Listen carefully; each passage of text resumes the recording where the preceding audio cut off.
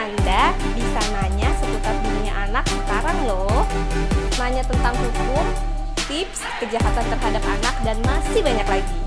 Sekarang ada Q&A di Ngobras. Cukup kirimkan pertanyaan di official Instagram dan Facebook Bang Aris. Nah, pertanyaan terpilih akan kita diskusikan di Ngobras. Ayo kirimin pertanyaan kamu ya. Halo sahabat anak Indonesia, bersama saya Nia. Kembali lagi di Ngobras, ngobrol bareng Bang Aris. Episode kali ini adalah episode Q&A yang akan tayang setiap hari Rabu jam 7 malam. Nah, untuk kepentingan terbaik anak, jangan lupa untuk dukung channel Aris Merdeka Official dengan cara like, comment, share, and subscribe. Oke, kita hari ini akan bacakan beberapa pertanyaan yang sudah dikirim dan kita pilih dari official Instagram dan Facebook Bang Aris Merdeka Sirait. Nah, kita lanjut nih ke pertanyaan yang pertama. Abang, gimana nih Bang kabarnya hari ini Bang? Sehatnya, sangat sehat, sangat sehat. Oke Bang, Abang sudah siap dengan pertanyaan dari netizen Bang? Wah, so pastinya. Oke Bang, kita ke pertanyaan yang pertama ya Bang. Dari Ca_Aziza_Zah. Abang, maukah Bang Aris menjadi dosen tamu di Kriminologi Universitas Budi Luhur, mata kuliah anak dan delikuensi? Waduh, saya kira itu tawaran yang patut dilaksanakan, karena senang sekali saya akan bertemu dengan mahasiswa-mahasiswa, karena kita menganggap bahwa gerakan perlindungan anak dapurnya adalah universitas ya, kampus dan sebagainya. Dengan senang hati saya kira bisa menghubungi sekretariat Komnas Perlindungan Anak di TB Simatupang nomor 33 Pasar Rebo Jakarta Timur dengan senang hati dan terbuka. Oke, berarti bisa nih menghubungin Bang Aris untuk menjadi narasumber di sana. Iya, betul. Begitu ya Bang saya ya. kira luar biasa. Apalagi akan berbagi ilmu gitu kan Bang, pasti senang banget Bang Aris. Sangat senang karena bisa bersama dengan mahasiswa-mahasiswa yang kita harapkan akan menjadi pionir-pionir pada gerakan perlindungan anak di masa depan. Baik Bang, sekarang kita ke pertanyaan dari netizen yang kedua ya Bang, dari KNT Sirma 19. Apakah bisa kita melaporkan kasus bully hanya dengan men-tag akun Komnas, jadi hanya menandai Pak Bang, jadi bukan dikirim melalui inbox atau apa, tapi cuma di-tag aja gitu, bisa nggak Bang? Bisa, saya kira bisa. Saya kira karena kita punya tenaga-tenaga yang siap untuk membantu ya, jadi sekali lagi jangan ragu, apapun caranya, dimanapun anak itu membutuhkan pertolongan, apalagi bully dan sebagainya, Komnas Perlindungan Anak dengan segenap perwakilannya di beberapa daerah, kalau itu di luar Jakarta, Komnas Perlindungan Anak selalu hadir untuk anak Indonesia. Tapi mungkin juga untuk Kak Sirma lebih baik juga mengirimkan bukti biar iya, saya kira itu lebih ya, baik ya, bukti-buktinya, kronologinya dan sebagainya, apa yang sedang terjadi itu akan melengkapi. Tetapi sekalipun demikian akan direspon dengan baik. Karena apa? Motonya Komnas hadir untuk anak Indonesia. Baik, dan Komnas selalu ada untuk anak Indonesia. Betul gitu ya Bang. Betul. Oke Bang, kita ke pertanyaan ketiga ya Bang, dari Kak Selfie_82 Bang. Apa itu? Mau bertanya nih Bang, Yo. Apakah anak di bawah umur berhak untuk menentukan ikut siapa ketika orang tuanya berpisah? Iya, di bawah umur itu harus ada klasifikasi usianya ya. Tentu kalau 2 tahun ya, 3 tahun kan belum bisa menentukan pilihan yang yang jelas sesuai dengan kesadarannya. Tetapi pada usia perkembangan katakanlah 12 tahun, 13 tahun, itu sudah bisa diberikan akses untuk memilih di mana dia merasa nyaman ya, apakah dia di bawah pengasuhan bapaknya sendiri, di bawah pengasuhan ibunya atau kakek dan neneknya. Itu artinya bagaimana anak bisa memilih dengan kondisi dia menyadari betul di mana dia nyaman. Saya kira itu, kecuali kalau misalnya belum bisa menentukan katakanlah seperti usia-usia seperti yang saya sebutkan 2 dan 3 tahun. Tetapi kalau misalnya sudah 12 tahun, 13 tahun, 14 tahun, saya kira itulah salah satu hak anak untuk menentukan pilihannya, baik itu berdasarkan apa yang dia inginkan. Saya kira itu jelas dari hak anak itu. Dan jelas juga nih saran dari Bang Aris Merdeka Sirait untuk para orang tua di rumah di luar sana yang memang sedang mengalami permasalahan tentang perpisahan seperti itu Bang ya, lebih banyak mendengarkan saran dari anak-anaknya gitu. Iya. Jadi bukan karena keinginan ayah atau ibunya aja gitu ya Bang ya. Pada posisi anak itu bisa didengar pendapatnya ya kan, itu bagian dari hak anak. Itu adalah bagian dari hak asasi anak yang tidak boleh dikurangi, di mana dia bisa menentukan pilihan, berikan akses untuk menentukan di mana pilihan yang terbaik bagi anak itu sendiri. Baik, sudah sangat jelas ini pertanyaan dari Kak Selvi _82 ya. Kemudian kita ke pertanyaan berikutnya nih Bang, dari GSKA Alam _ Iya. Bagaimana Bang cara mengatasi depresi karena orang tua? Wah, gimana tuh Bang? Orang tua yang depresi karena anak atau anak depresi karena orang tua? Yang mana anak ini? Depresi karena orang tua.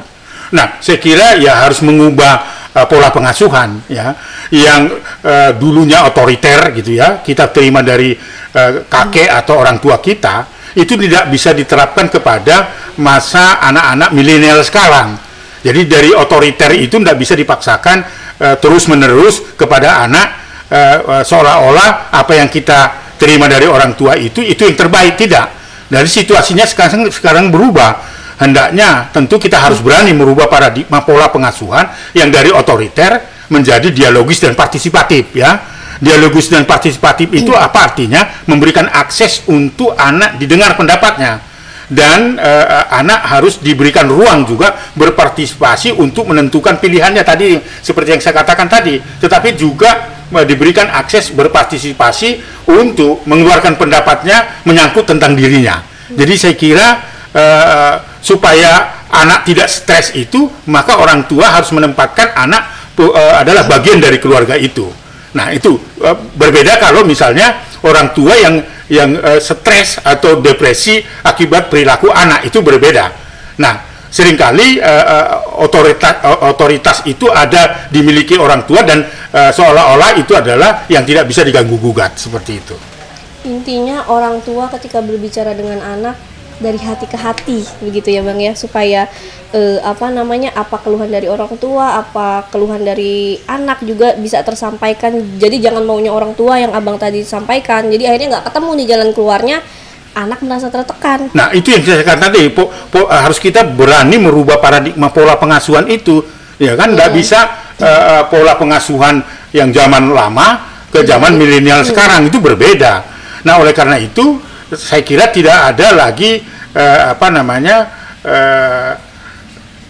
waktu yang hanya dibiarkan begitu saja. Saya berpikir adalah pola pengasuhan yang otoriter itu harus diubah menjadi dialogis dan partisipatif. Seperti saya katakan tadi, partisipatif yang bagaimana? Menyangkut tentang dirinya, berikanlah akses untuk kita dengar. Jadi orang tua lebih banyak mendengar. Jadi itu proses menurut saya yang kita bisa memberikan kepada anak untuk dia berpartisipasi untuk menentukan tentang dirinya. Oke Bang, saya rasa udah cukup jelas nih untuk Kak GSK Alam _ Kita lanjut Bang ke pertanyaan berikutnya dari Facebook nih Bang, dari Kak Ari Suryandari. Ya. Assalamualaikum Bapak, saya dari Solo, Surakarta. Minta izin mau menanyakan soal pelecehan seksual terhadap anak di bawah umur. Iya. Saya punya anak tiri yang mengalami kekerasan seksual, hampir 1 tahun baru kasusnya ditindaklanjuti dan sekarang tersangka sudah divonis hukuman 6 tahun dengan denda 60 juta. Betul.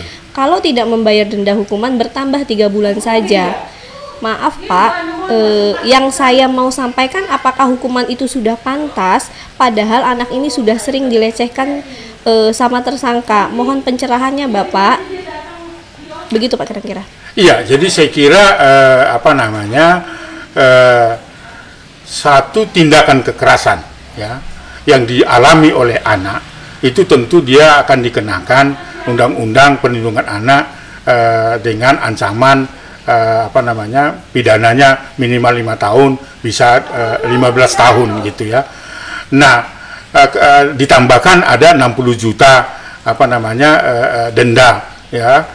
Dan itu kalau tidak dipenuhi itu bisa ditambahkan kalau 60 juta itu bisa ditambahkan hukumannya 3 bulan penjara. Itu berarti kalau misalnya pidananya tadi misalnya kalau 9 tahun itu bisa ditambahkan karena dia tidak mampu membayar denda itu ditambahkan 3 bulan, berarti 9 tahun 3 bulan. Kalau misalnya dia 12 tahun lalu kemudian ancaman dendanya itu di atas 60 juta, katakanlah 1 miliar dan sebagainya, itu bisa ditambahkan 6 bulan. Jadi saya kira ya itu tidak bisa ditawar-tawar ya. Jadi hakim sudah menentukan nilai 60 juta itu tentu kalau tidak sanggup dibayar dendanya bisa ditukar menjadi pidana fisik. Tapi menurut Abang, apakah sudah pantas pelaku mendapatkan hukuman yang berapa tadi, 6 tahun tadi Bang, menurut Abang? Ini soal pantas atau tidak pantas itu adalah putusan hakim tentu ya, karena undang-undang mengatakan minimal kasus kekerasan yang dirasakan anak itu adalah ancamannya minimal 5 tahun dan maksimal 15 tahun.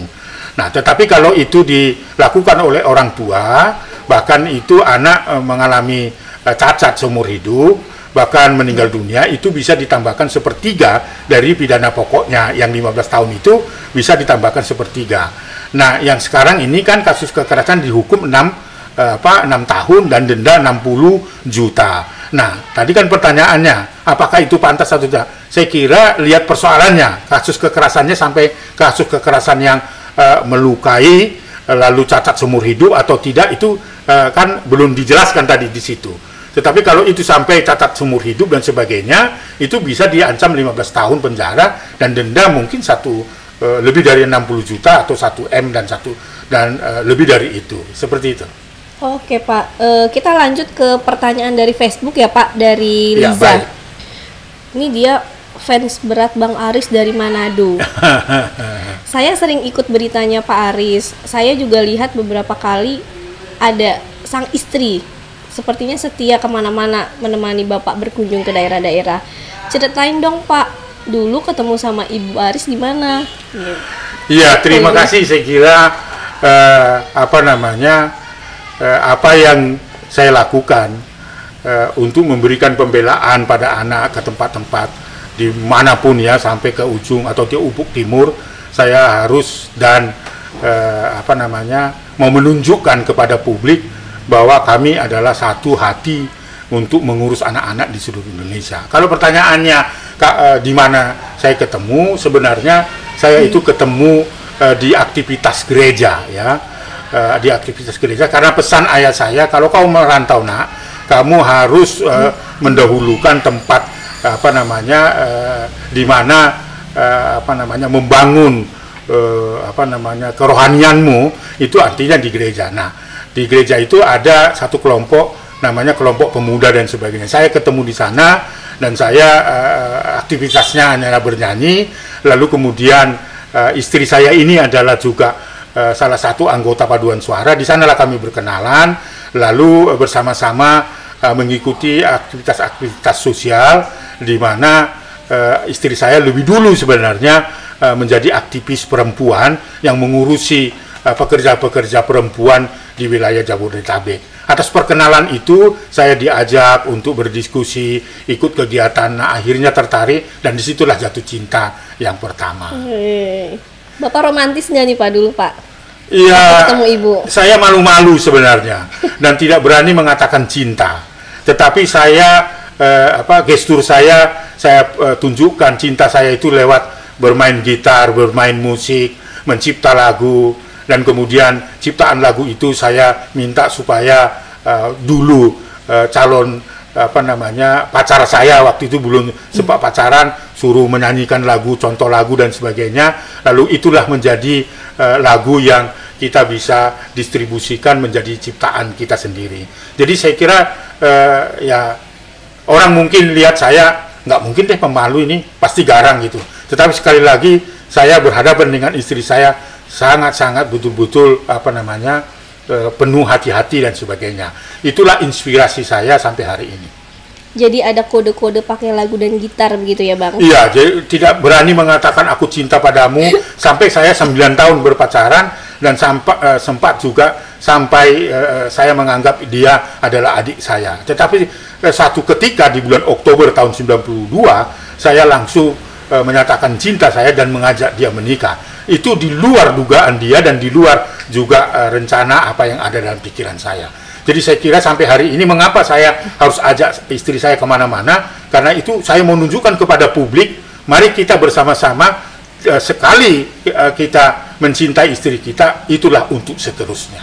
Wih, patut dicontoh nih. Ya, itu bisa terlihat misalnya lagu-lagu yang yang sudah saya share kepada netizen, ya, lagu Perahu Cinta tidak akan retak jika kita terus bersama-sama dengan istri untuk mengarungi atau memberikan pembelaan terhadap anak-anak di Indonesia, termasuk di mana saya bebas corona, yang dinyatakan positif corona itu karena dukungan istri dan doa istri selain doa-doa dari anak Indonesia. Tapi abang happy kalau diikutin terus sama ibu, kan ada misalnya banyak beberapa mungkin yang nggak suka, misalnya suaminya lagi tugas atau lagi pergi kemana, kemudian istrinya ngintil dari belakang. Tapi kalau abang happy aja di. Saya sangat happy karena saya sudah punya sikap bahwa istri saya inilah satu-satunya inspirasi. Ya, tentunya saya tidak terbeban terhadap itu. Justru ini semakin lebih menguatkan dukungan bagaimana semangat kita untuk membela anak-anak. Jadi saya tidak terbeban itu, dan istri saya ini justru selain inspirasi tetapi memberikan masukan-masukan, kritik-kritik apa yang saya sampaikan kepada publik, saya sampaikan kepada media, itu bisa dikoreksi supaya tidak melukai hati orang lain. Jadi pengen punya pasangan atau cari pasangan seperti Bang Aris. Dan itu harusnya. Dan saya meminta kepada semua netizen harus, ya, kemana-mana harus bersama istri, ya. Harus berarti nggak apa-apa nih Bang saya ngintilin nanti kalau saya udah menikah. Nggak ada masalah, karena itu adalah kebahagiaan dari sebuah keluarga, ya. Kebahagiaan dari sebuah keluarga, asal jangan itu salah satu untuk memberatkan salah satu pihak, istri atau suami. Tetapi itu adalah sebuah inspirasi, sebuah dukungan, saya kira tidak ada masalah. Tunjukkanlah kepada publik bahwa Nia nantinya pada saat nanti menikah adalah pasangan yang betul-betul bisa menjadi teladan untuk anak-anak Indonesia. Itu yang saya ingin sampaikan. Saya ingin menjadi teladan kepada anak-anakku yang sekarang yang ada di Indonesia atau di luar Indonesia, itu mau menunjukkan bahwa suami istri haruslah bersama-sama untuk membangun keluarga yang bahagia dan abadi. Amin. Begitu, semoga ya Bang ya. Saya bisa seperti abang nih suatu saat nanti. Semangatnya pasti bisa. Amin. Oke Bang, kita lanjut ke pertanyaan berikutnya nih Bang. Dari Kak Larasati 6334. Hak anak tanpa pernikahan gimana? Iya, jadi tentunya perkawinan itu hendaknya dicatatkan di dalam hukum nasional. Bisa juga hukum negara, bisa juga agama, ya, bisa juga adat gitu, ya. Mana yang bisa? Tetapi janganlah mengorbankan anak itu. Jadi anak yang yang di luar perkawinan yang saya sebutkan tadi, bahwa anak itu punya hak untuk mendapatkan identitas, ya. Identitas dari mana? Dari ibunya atau dari bapaknya. Jadi perkawinannya misalnya tidak tercatat di hukum nasional atau hukum negara, yang sepatutnya dicatatkan di catatan sipil dan kependudukan misalnya, tapi itu tidak dilakukan. Tetapi hak anak untuk mendapatkan identitas tidak bisa diabaikan. Negara harus hadir untuk memberikan jaminan itu. Kalau ayahnya tidak jelas entah siapa dan kemana, dan kemudian catatan kependudukannya juga tidak jelas, lalu perkawinannya juga tidak tercatatkan di dalam hukum agama maupun hukum nasional, maka anak tetap mendapatkan identitas atas nama ibunya, ya. Jadi dia tidak boleh tidak mendapatkan identitas atau akte lahir itu. Jadi saya kira posisinya saat ini setelah undang-undang perkawinan tahun 74 itu sudah di judicial review, ya, di Mahkamah Konstitusi, sekalipun itu di luar perkawinan, anak itu punya hak untuk mendapatkan akta waris dari ayah atau dari ibu. Oke, kita lanjut ya Bang ke KIIKHSAN @a_a. Baik. Kak, saya punya bukti pelecehan pada anak. Gimana, Kak? Gitu aja. Oh ya, jadi kalau misalnya ada pelecehan terhadap anak, jangan segan-segan untuk dilaporkan. Kepada siapa? Ya pihak berwenang. Misalnya bahwa itu merupakan tindak pidana karena pelecehan itu bagian dari kekerasan, maka dilaporkan ke polisi. Kalau misal jauh dari tempat polisi, bisa dilaporkan ke RT atau kepala dusun atau ke kepala kampung, ya. Ini harus dilakukan segera mungkin, jangan dibiarkan, karena kekerasan itu merupakan tindak pidana. Jadi siapapun orang yang membiarkan, ya, sekali lagi siapa yang membiarkan terjadinya pelanggaran terhadap anak termasuk kekerasan, ya, itu merupakan tindak pidana dan dia dapat diancam hukuman 5 tahun penjara. Jadi menurut saya kalau diketahui atau kita mengetahui terjadinya kekerasan terhadap anak, jangan segan-segan untuk melaporkan itu ke pihak kepolisian. Tentu kalau kasus kekerasannya itu membutuhkan penegakan hukum, bisa langsung ke unit PPA yang berada di masing-masing Polres di seluruh Indonesia. Jadi sekali lagi, baik itu anak, baik itu orang tua, bertetangga, siapapun, guru yang mengetahui kekerasan itu jangan ditutup-tutupi dan jangan dibiarkan begitu saja. Baik.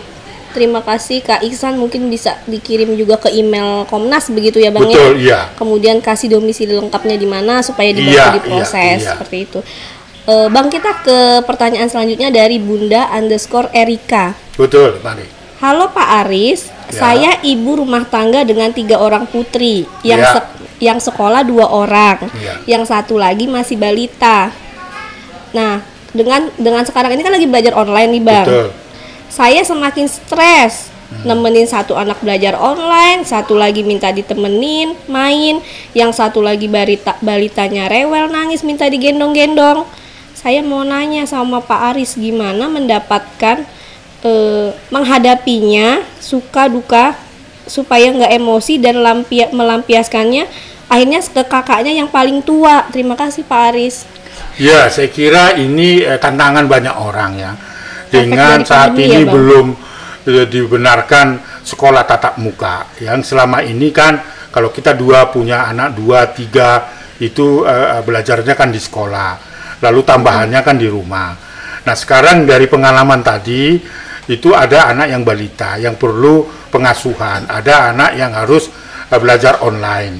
Yang tua juga belajar online karena belum bisa belajar di sekolah dan sebagainya. Ini problem banyak orang sekarang ini ya, dengan virus corona yang mematikan ini membuat kita sebenarnya menjadi stres ya. Tadi saya bisa membayangkan bagaimana dia menggendong anak yang rewel, yang masih balita, lalu kemudian satu lagi anak yang kedua misalnya harus dibantu, didampingi untuk mengerjakan PR, lalu yang ke pertama juga demikian. Jadi memang harus betul bersabar ya. Bersabar bahwa situasinya memang harus kita hadapi. Tetapi saya mau mengatakan jangan biarkan ya anak itu mengalami kekerasan karena hanya terbeban pada ibu saja. Bapaknya juga harus bertanggung jawab, membagi waktu. Yang anak nomor 1 misalnya didampingi oleh bapaknya, nomor 2 dengan online didampingi oleh ibunya. Karena ini harus betul ditempatkan bahwa ini keadaan yang harus diterima. Jadi tentu kita harus bersabar. Jangan sampai kita justru melakukan kekerasan terhadap anak itu. Bagaimana caranya? Yaitu tadi saya berharap ini juga tidak boleh hanya dibebankan kepada istri atau ibu. Tapi sekali lagi saya menyarankan kepada bapaknya juga harus bertanggung jawab. Ya, situasinya memang membutuhkan kerjasama bahu-membahu memberikan yang terbaik bagi anak-anak kita. Lalu kemudian juga gurunya juga walaupun itu daring dan sebagainya tidak memberikan pekerjaan rumah yang justru memberatkan orang tua dan sebagainya, apalagi kalau diperhadapkan dengan kuota dan sebagainya. Ini peristiwa seperti ini tidak boleh dibiarkan. Sekali lagi bapaknya juga harus bertanggung jawab terhadap itu, seperti itu. Berarti Bunda Erika dan suaminya harus bekerja sama begitu harusnya. Dan jangan emosi ini sama anak yang pertama, kan tadi katanya jadi sering emosi sama anak yang pertama. Iya, jangan. Dan harus bisa mengendalikan diri ya. Harus mengendalikan diri karena kita harus memaklumi ya bahwa situasi sekarang bukan hanya dirasakan Ibu Erika tadi ya, bukan tidak hanya itu, tapi semua bangsa di dunia, termasuk anak-anak di Indonesia, termasuk keluarga-keluarga yang ada di Indonesia. Jadi bukan hanya ibu saja yang mengalami mungkin stres karena 3 anak harus didampingi atau diasuh. Lalu kemudian jangan sampai anak pertama karena merasa anak pertama kita anggap sudah bertanggung jawab dan itu menjadi korban. Untuk menghindari itu, bapaknya juga harus terlibat bersama-sama bahu-membahu memberikan akses kepada anak, disayangi dan seterusnya. Bang, kita ke pertanyaan terakhir nih Bang, dari Anak TV. Pertanyaannya begini, aku dibelain Bang Aris nggak ya kalau lagi diomelin bunda? Bentar Bang, ini kayaknya tahu nih gue nih.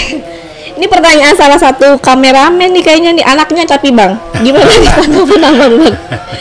Gimana Bang? Iya, saya kira sejauh mana diomelin itu ya. Kalau diomelin itu untuk perubahan itu saya kira nggak perlu dilaporkan lah. Sampaikan aja ke ayahnya atau ke ibunya atau apa. Kalau ibunya yang ngomelin, dia sampaikan ke bapaknya. Tetapi kalau misalnya mengomelin sampai merendahkan martabat, bisa mengadukan ke Komnas Perlindungan Anak. Tapi kalau hanya diomelin biasa oleh ibu, laporkan aja kepada ayah. Nanti ayah akan mendiskusikan itu kepada ibu. Saya kira itu. Atau abis syuting ini Bang, kameramennya nanti abang panggil pelan-pelan. Oh iya. Dipanggil, iya. diajak ngobrol. Iya. Jadi saya kira terima kasih lah untuk semua pertanyaan-pertanyaan netizen ya. Kalau itu juga belum puas, kan kita masih ada acara ya, terus setiap hari Rabu ya. Saya kira Komnas Perlindungan Anak akan terbuka terhadap apapun yang menjadi pertanyaan dan pergumulan dan masalah-masalah anak, masalah keluarga, pola pengasuhan, kasus-kasus yang menimpa anak dan sebagainya. Saya kira acara ini Komnas Perlindungan Anak sangat terbuka dan semaksimal mungkin kita akan berikan jawaban-jawaban dan langkah-langkah yang patut bisa dilakukan. Baik Bang, terima kasih untuk ngobras hari ini Bang, khususnya sama-sama nih ya, sama-sama. Sudah menjawab pertanyaan dari official Instagram dan Facebook Aris Merdeka Sirait. Sampai ketemu di episode Q&A selanjutnya. Terima kasih nih ya. Oke. Nah, itu tadi ngobrol bareng Bang Aris di episode Q&A. Jangan lupa saksikan terus Ngobras dengan episode Q&A setiap hari Rabu jam 7 malam.